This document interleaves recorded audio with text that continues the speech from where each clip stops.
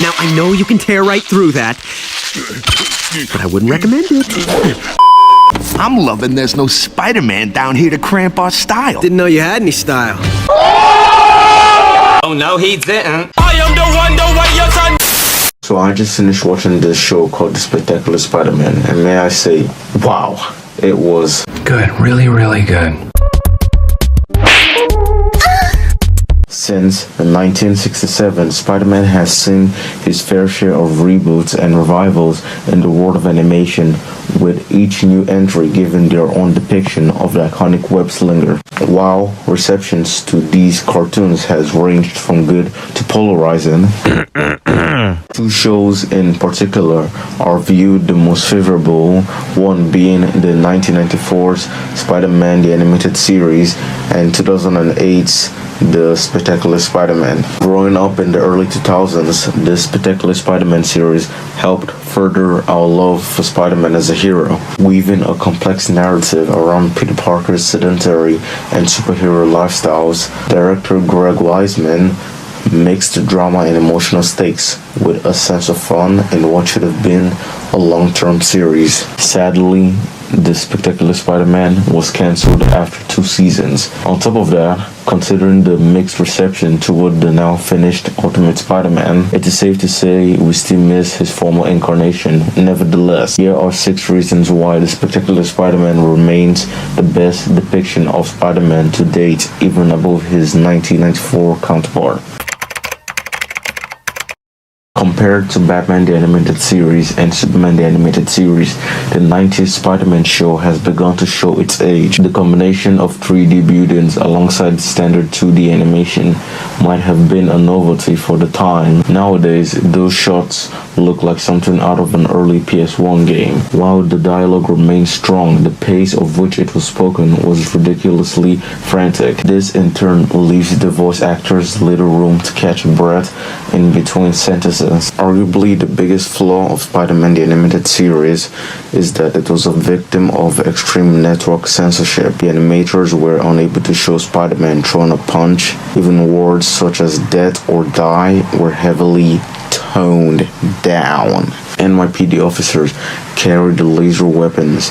The Sinister Six were retitled the Insidious Six, and no one could even mention the presence of blood or injuries via violence, last of which drastically altered the character of Morbius, the living vampire, replacing his thirst for blood with plasma-draining hand suckers. Even by animated censorship standards, this was hella ridiculous. For real, not only is the Spectacular Spider-Man unbound by such restrictions, but the animation style holds up in comparison. While the cartoonish look might contrast with such mature dialogue, there is a sense of fluidity that makes the animation work for both character interactions and action sequences. Ironic, considering how the animation was initially seen as a turn-off for some fans when the series began.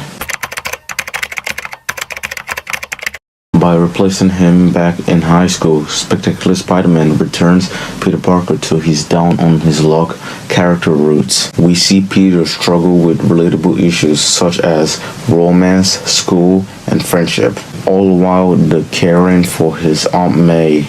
Taking place 3 months after Ben Parker's death, Peter is depicted as old enough to realize the importance of responsibility, yet young enough that he can still make stupid mistakes. Sometimes Spider-Man's interaction with a villain might accidentally cause them to move further down the wrong path. Other times, Peter will perform actions out of motivation to provide for his family.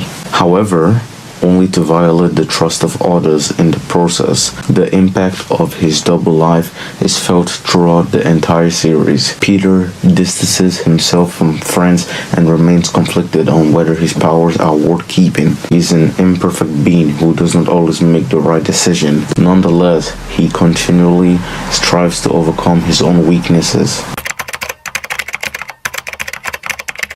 Spider-Man's character is one defined by relationships with friends and family. This is something this series utilized in multiple aspects of Peter Parker's life. Alongside Peter's friendship with Harry Osborn and Gwen Stacy, we saw how classmates like Flash Thompson and Liz Allen went from antagonizing the protagonist to being his close friend and love interest. Other narratives include the build-up introduction of Mary Jane Watson, Harry's gradual decline into addiction, and the deterioration of Eddie Brock's friendship with Peter. Another explored relationship is Peter's job at the Daily Bugle, from which he forms a close bond with J. Jonah Jameson and the Bugle staffs. This allows for an exploration of Jonah's character and the people he cares about under his anger-prone exterior. Most notably throughout is his son, John Jameson.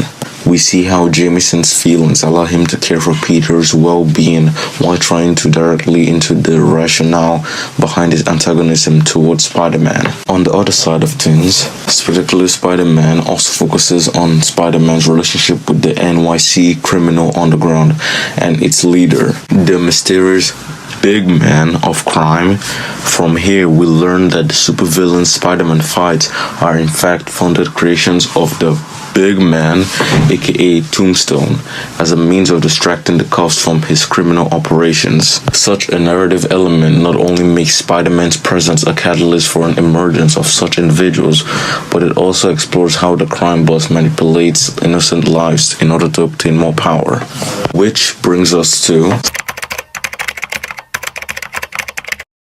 something that makes Spectacular's take on Spider-Man's role gallery unique is that it allows us to sympathize with their predicaments as characters first before turning them into villains. This is evident from the pilot, in which primary antagonist Vulture is depicted not as a monster, but rather a businessman seeking vengeance on Norman Osborn for stealing his inventions.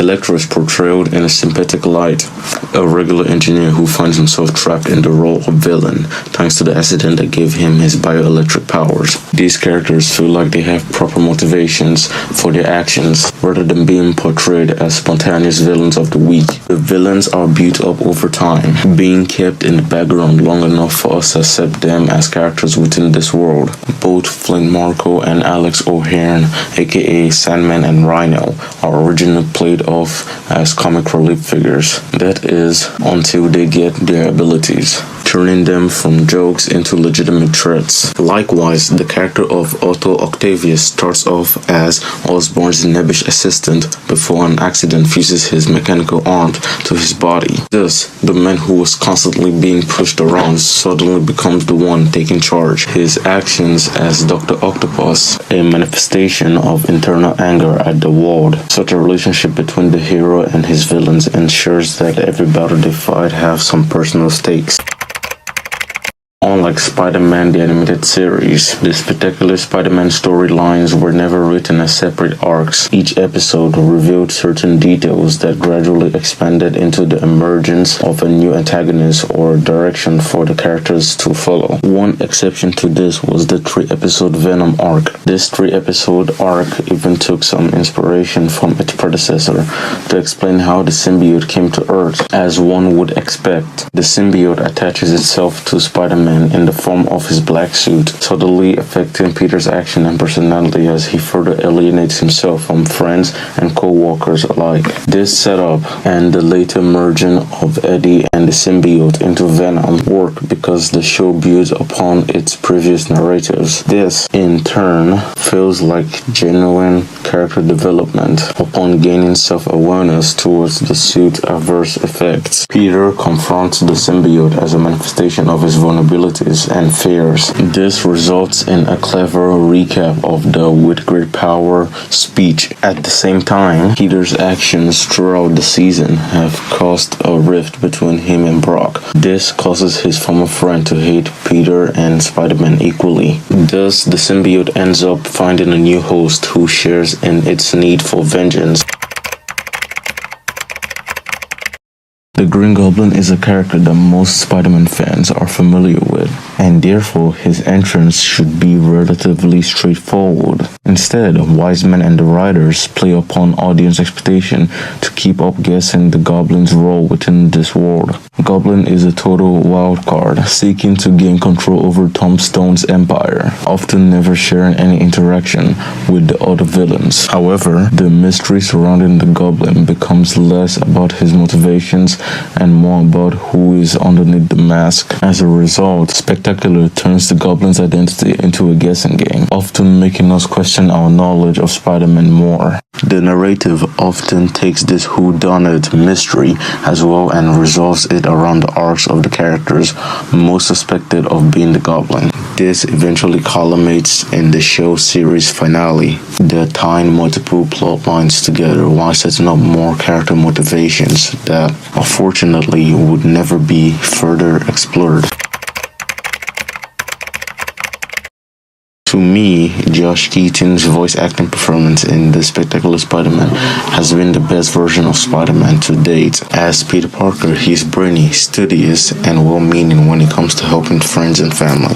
Spider-Man is also a teenager who is reacting awkwardly to romance. He makes reckless decisions and lets those same friends down when they need him the most. Peter is a very flawed individual, and he does not always take the correct path when trying to make up for a mistake. Likewise, Keaton's Spider-Man manages to strike the right balance between the web-slinger's silly and serious personalities. He makes his trademark quips while fighting burglars and supervillains to throw them off their game and laugh at the insanity of his situation. When things get dire, he drops the jokes and takes his situation quite seriously. This displays the heroic nature that one has come to expect from Spider-Man's character. While I agree that Christopher Daniel Barnes did an equally impressive job on Spider-Man the Animated Series, it is Keaton's voice that I hear while reading Spider-Man comics.